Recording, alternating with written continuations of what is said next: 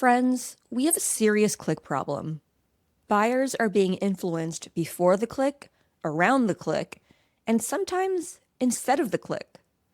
This is happening across search results, Reddit threads, social posts, reviews, AI summaries, and all kinds of places your analytics either misclassify or miss entirely. SparkToro's recent research makes this point especially clear. Influence is fragmented across the web, while search and direct often capture demand at the end and therefore get disproportionate credit in reporting. And I think that confusion has led a lot of marketers to chase the wrong fix because, and understandably so, marketers have ended up thinking that the solution is better attribution, a better dashboard, marketing mix modeling, or some other more sophisticated way to assign credit to the channels that touch the customer. I don't think that's the answer because attribution and measurement are different jobs. Attribution tries to assign credit. Measurement tries to understand impact. And those are not the same thing. I'm Amanda Natividad, and this is Zero Click Marketing. Attribution is fundamentally about capture. It tends to reward the channel that caught the demand once the buyer was already in motion. Measurement, at its best, is about lift. Did this create awareness? Did it improve recall? Did it increase branded search? Did it make the pipeline move faster? Did it change behavior beyond what would have happened anyway? This framing is an inference, but it follows from the SparkToro research, which shows that web surfaces shaping decisions are far more distributed than the ones that neatly show up in last-click reporting. That distinction matters a lot more now because ranking, visibility, and traffic aren't as predictable as they used to be. For years, it was easier to have a stronger grasp of them and of forecasting them. If you ranked, you were visible. If you were visible, you got the click. And if you got the click, your analytics could at least tell a partial story. That model was never perfect, but it was workable enough that a lot of teams built their entire worldview around it. Now, that worldview is cracking. One reason is that modern search and AI systems do not simply reward rank, they also reward retrievability, structure, and extractable answers. Search Engine Land highlighted this directly in their research last week. Top 10 rankings do not guarantee AI overview inclusion, and Bright Edge data cited in the piece found overlap between AI overview citations and organic rankings rose from about 32% to nearly 55% between May 2024 and September 2025, which means that almost half of the citations are coming from outside of that top rank set. The same piece also cites Pew data showing users clicked a traditional result on 8% of searches with an AI overview versus 15% without one. That's a big deal because it means you can be discoverable without being visited. You can be influential without being attributable. And you can shape the answer without getting the traffic. If your dashboard is still built to mostly value captured visits, then of course measurement feels broken. The system is increasingly rewarding outcomes your reporting was never designed to see. A growing amount of discovery and persuasion happens on third-party surfaces first, not after your content, before it. Search behavior is spreading beyond traditional engines, and SparkToro's other research this year argues that search itself now happens across a wider mix of destinations, which includes e-commerce, social, and AI tools, even though, yes, Google still dominates the category overall.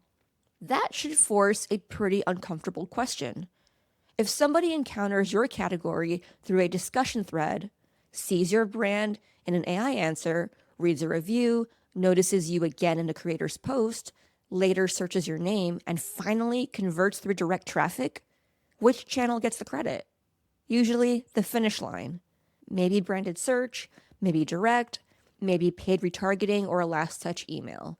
But that doesn't mean those channels did the persuading. It often just means they were the most trackable part of that buyer's journey.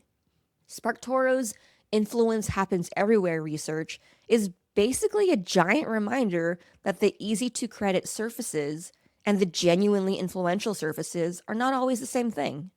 And to be clear, this is not just a Google problem. Even in channels like connected TV, where advertisers are increasing spend this year, marketers are still wrestling with fragmentation, deduplicated reach, and weak cross-platform measurement, which tells you the bigger issue is not one platform's reporting, but how badly our measurement systems handle distributed influence. Marketing Dive reports that nearly 70% of connected TV advertisers plan to increase spend in 2026, even as buyers still cite cross-provider planning and measurement challenges. That matters because sometimes marketers hear a conversation like this and go, oh, okay, this is some nerdy SEO complaint. It's not. This is a modern media measurement problem. The more influence spreads across devices, providers, and moments, the less plausible it becomes that one clean attribution model can tell you what's really driving demand. And there's another layer here that I think marketers are still underestimating. The public record now matters more than internal truth. It's no longer enough for your company to be credible. You also have to be legible. Your strongest customer proof, differentiators, retention stats, positioning, category point of view, whatever makes your brand meaningful, increasingly needs to exist in forms that can be found, cited, repeated, and summarized by search and AI systems. That's why the current search and AI guidance stresses retrieval, structure, and citation worthiness as distinct from traditional rank alone. And by the way, the most important word to me, just me personally there, is retrieval. If the search and AI systems cannot retrieve the information about you, then the public won't see it. That, to me, is where attribution really starts to fall apart. Because attribution software is mostly trying to sort out who touched the buyer on the way to conversion. But a lot of what matters now is upstream of that. Did your audience hear about you from other people? Did your ideas travel without a click? Did somebody remember your name later and search for it?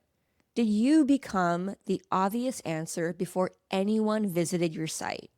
Those things are measurable, but not usually through classic attribution. So what should marketers do instead? I think measurement needs to get broader, simpler, and more honest.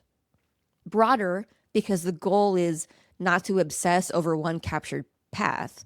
It's to understand the whole evidence layer around your brand, where you show up, what gets said about you, what gets cited, what gets remembered, and what seems to correlate with downstream lift. This inference is consistent with SparkToro's framing that influence spreads out while captured demand looks concentrated. Simpler because too many teams are trying to solve ambiguity with more complexity. Another dashboard is not going to magically reveal causality. You are still going to need judgment. You are still going to need experiments. And you're still going to need to look for directional lift rather than pretend every touch point can be cleanly credited. If a buyer's path includes zero-click search, an AI summary, a Reddit thread, a forwarded link, a podcast mention, a social post, a branded search, and then a direct visit, what exactly are we pretending to measure when we assign 40% here and 20% there and 10% somewhere else? A model, not reality. That doesn't mean measurement is useless. It means we need better goals for it. Personally, I think marketers should be spending less time asking which channel gets the credit and more time asking questions like, what evidence about our brand exists publicly? Where are we visible before the click? Are more people searching for us by name or by the problem we solve? Are prospects mentioning us earlier in the sales process? Are we seeing lifts in direct traffic, branded demand, conversion rate, or close rate after sustained visibility efforts? Are we more remembered, more preferred, more sought out? Because those are measurement questions, and they are much closer to how marketing actually works. So my thesis is pretty simple. Attribution is biased toward capture. Measurement should be biased toward lift. Attribution still has a role. I'm not saying throw it in the trash. If you're running paid search or paid social, you absolutely want to know what captured demand efficiently. But if you confuse that with the whole story, you'll end up starving the parts of marketing that create demand in the first place. That's where a lot of teams get stuck. They invest in the channels that are easiest to credit, they underinvest in the ones that strengthen trust and preference, and then they wonder why performance gets harder and more expensive over time. This is why I am beating this drum on zero-click marketing. The internet now makes it very possible to shape demand without owning every interaction, and also very difficult to measure that influence with old attribution logic. That's not a reason to give up on measurement. It's a reason to grow up about what measurement is for. It's to help us make better bets, and better bets come from understanding lift. If you're only measuring what you can neatly capture, you're probably under-measuring what is actually making your marketing work. That's all I have for you today. Join me next week. I think we are going to talk about influencing the public record, what you can do to make sure that the public record is stating what you want to be said. If you're enjoying this show, I would really appreciate if you took a moment to leave me a positive review and rating wherever you get your podcasts. That really does help indie podcasts like mine. Thank you, friends. See you next time.